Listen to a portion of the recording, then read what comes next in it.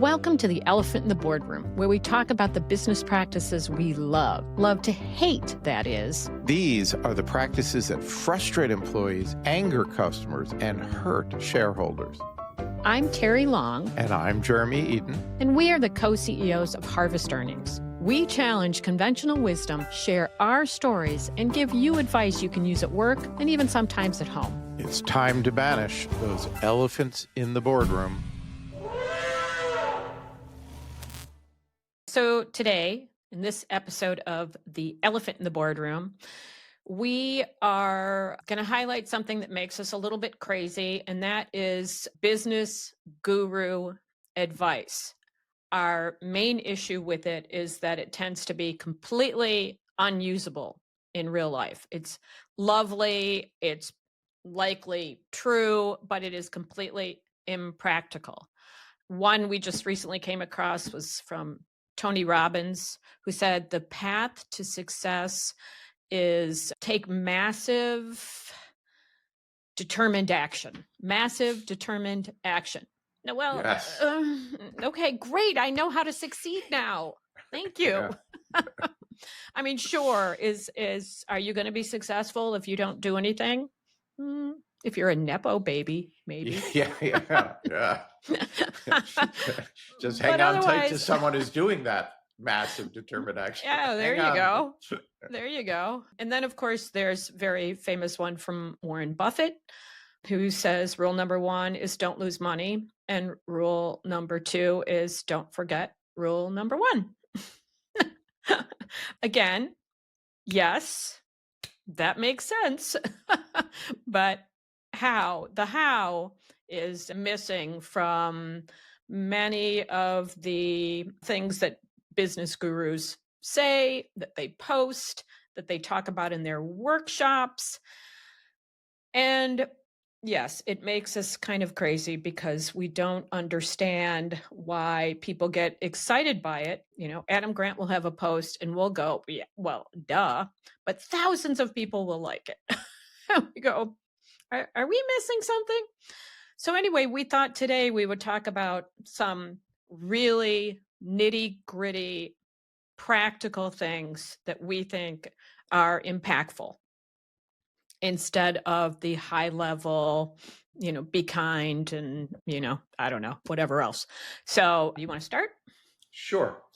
And I often feel when one of these gurus, like Adam Grant, says one of these things, that they probably had Chinese taken the night before. Because I often feel like what they're saying was found in a fortune cookie. Oh. A little snarky.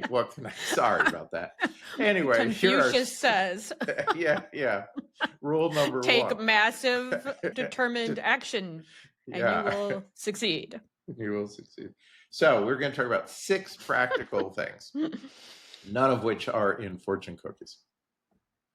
And the first one is people complain a lot about meetings. And one of the things they complain about is that they go on too long, that some people talk a lot without adding much. Other people don't really get necessarily even a chance to talk.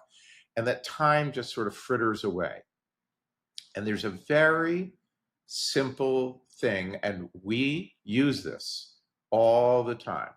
And that is you get a countdown clock, just like in basketball. So you set up a clock. We'll do this with executive teams, and it'll be projected on the wall. And there's 30 minutes for the meeting. That's what's allotted. And at the end of the meeting, everyone knows a decision has to be made or there's something specific that has to happen. And people pay remarkable attention to those 30 minutes.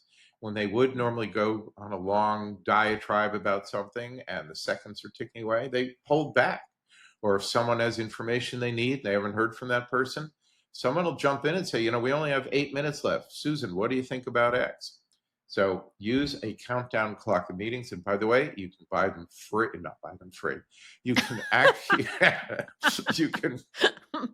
that company, whoever sells them for free, may have not had massive determined action. I don't know. And they forgot rule number 1 and rule number 2. Right. Yeah, but you can get on the web, you can find these countdown clocks, and they're easy to put on a monitor or projector. The interweb, the World Wide. Let's go When did all we over. stop calling it the World Wide Web? Nobody says that anymore. When I don't know, Gen X took over from Boomers or something. Oh, Um, when did that happen? Uh-oh. okay, so that was one of our six.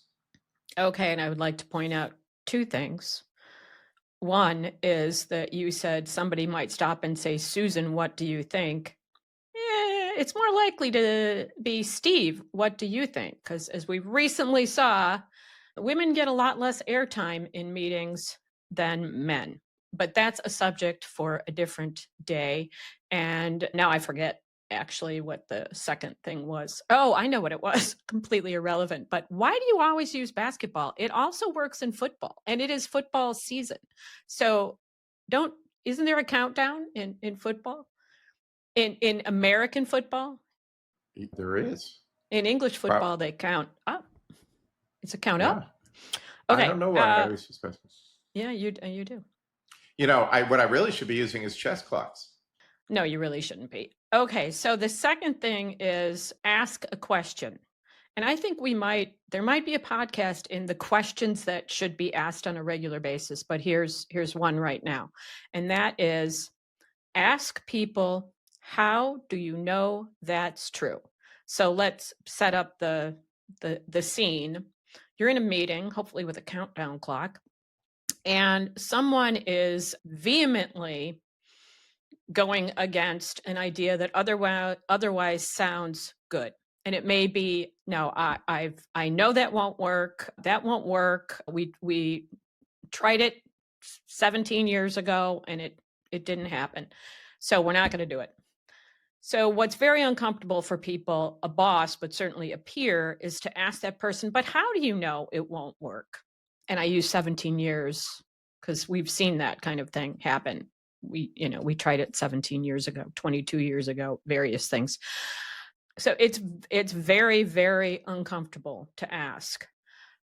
But it is the way you get to the truth. And that simple, it won't work, stops good things and prevents a culture of looking for the truth and for facts to make decisions. So make it a practice. And then people will start, you'll at some point you won't even have to ask it because people will know it's coming and they'll give facts. And if they don't have facts, maybe they'll stop saying it won't work.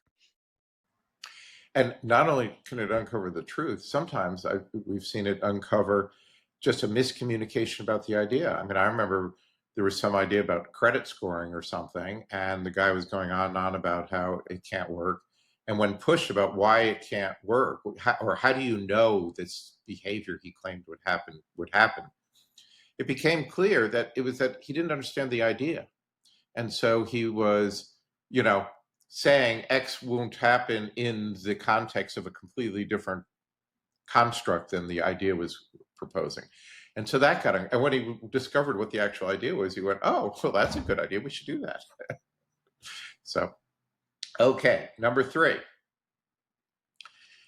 This is my favorite one. Oh, do you want to do it then? Yeah. Okay. We recently, in fact, I think our last episode was about how exit interviews are pretty close to worthless. People don't tell you the truth. They have nothing to gain. They're already out the door. Telling you that they have a toxic boss does nothing for them. I mean, there's just nothing to gain. And a lot of companies spend massive amounts of time on these. But what they don't spend time on is what we call entrance interviews. So people who have joined your company, even if they're right out of school, but more importantly, if they've come from another company in your industry, another company outside of your industry, to mine their knowledge. And it doesn't happen because all the onboarding is about teaching them about your company, but you are not picking their brain about their experience.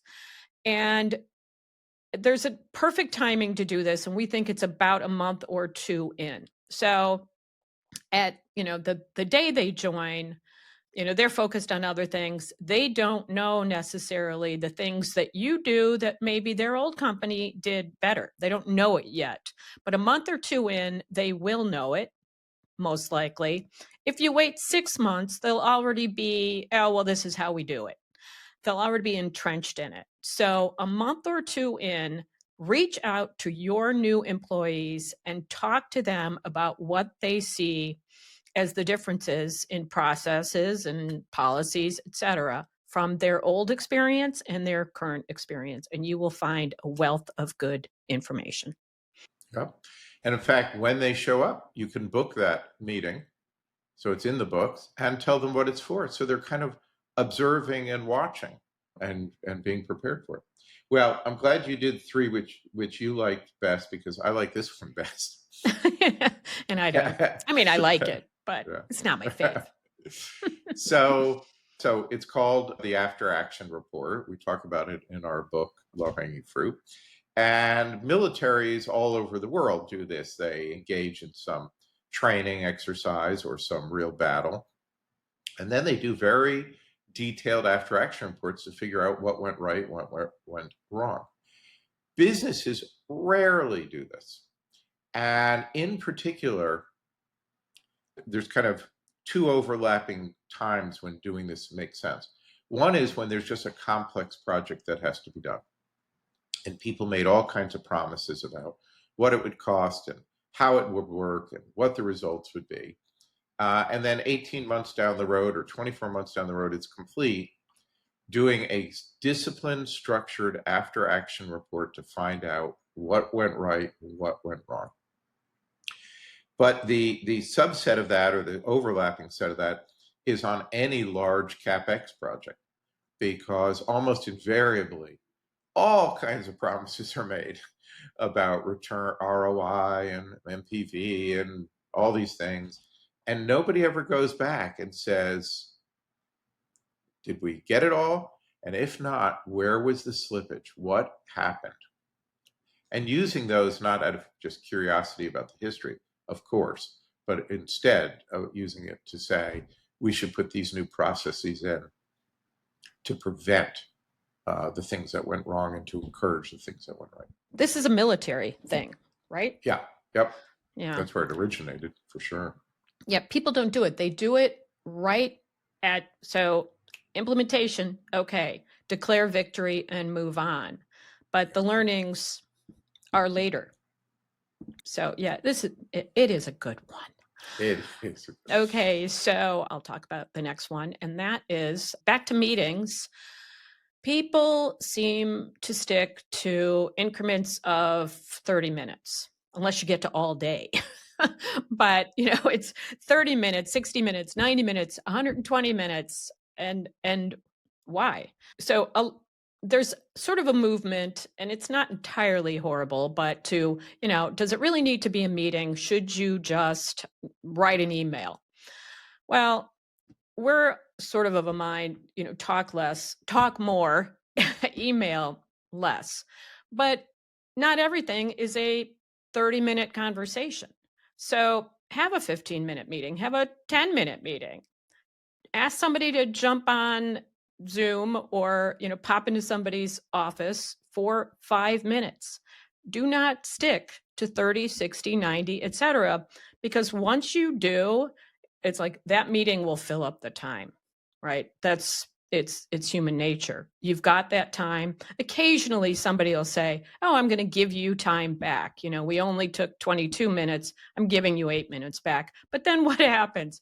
Oh, yeah, that's great. So, let's get together again tomorrow and, blah, blah, blah. And how was that weekend thing? And then suddenly the 30 minutes is sucked up, or more likely you do all that chit chat at the beginning and then it gets extended. But don't be tied to the 30, 60, 90 increment.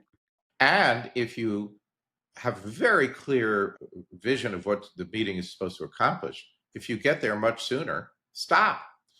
And you will recall when I did not follow this advice and we were pitching to a prospect, and I had our long PowerPoint, which I was determined to get through. And he basically said, very little ways into it, you've got the deal. And I kept going because, we had the long PowerPoint, and you and he had to tell me to shut up, take the win, and hang up. Yes, and, So, the problem is potentially that, he's a very forthright, direct kind of person, and so he was happy to say, "You've got it, so stop." But a lot of people won't. They'll tune out, they'll move on, mentally, or they'll get bored, or God forbid, they change their mind. yeah, yeah, yeah. Exactly. Yeah. But I Oh, spent all that time putting together the PowerPoint, and you had spent all that time. All right. that's right. Lastly, number 6. So we do not like brainstorming in the classic way that it is used, which is to brainstorm for ideas. No idea is a bad idea. And yeah, ridiculous. There's lots of bad ideas out there. So many bad ideas. It's like saying no question is a stupid question. And we once heard a senator saying, well, no, let me give you an example of a stupid question. I was working with the president on something, and I get a call from the White House secretary who says, would you mind holding for the president of the United States? He said, it's kind of a stupid question.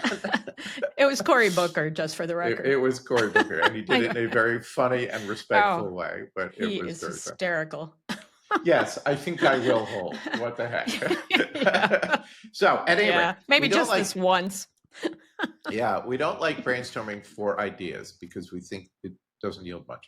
But there is a form of brainstorming which we find highly productive and we rarely see. And anybody can do this. Anybody, particularly who has people who report to them or is in a group setting that's working on something.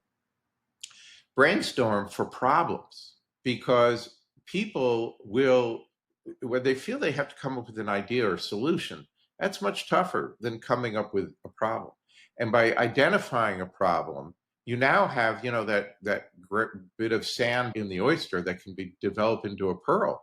So once you have the idea, the problem, and people go, oh, wait, tell me more about that. What's causing that? How do you know that? That can turn into grist for some true problem solving. So next time you have the chance, do a little short brainstorm, might be 10 minutes, to identify problems and frustrations that people have. Yeah, and I would like to revise your last sentence a little bit. Not next time you have a chance. Just do it now. Do it today.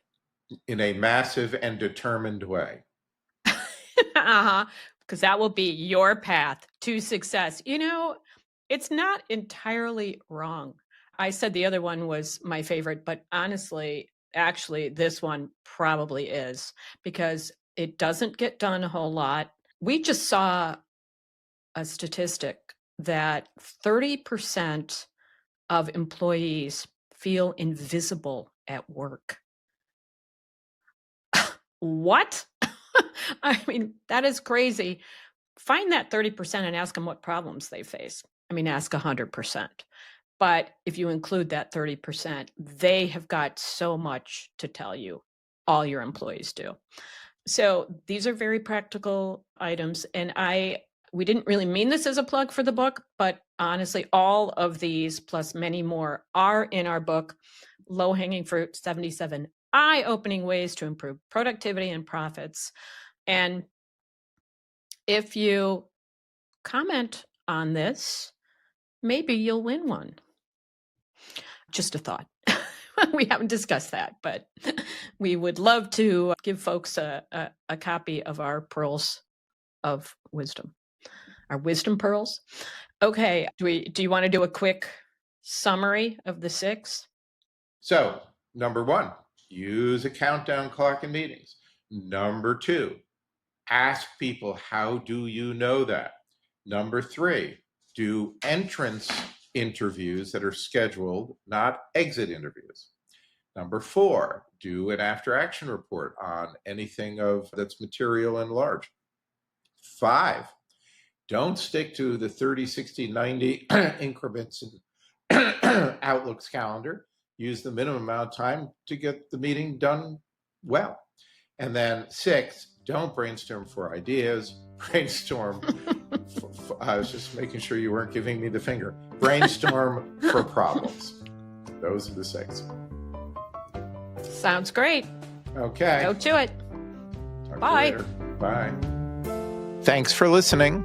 To learn how Harvest Earnings helps large companies overcome the bad practices, visit our website, harvestearnings.com, or email us at info@harvestearnings.com. Also, please subscribe wherever you get your podcasts. And if you're feeling generous, leave us a rating and a review. It really helps others discover the show. Until next time, I'm Terri Long. And I'm Jeremy Eden. And now it's time for us to get back to work. Bye.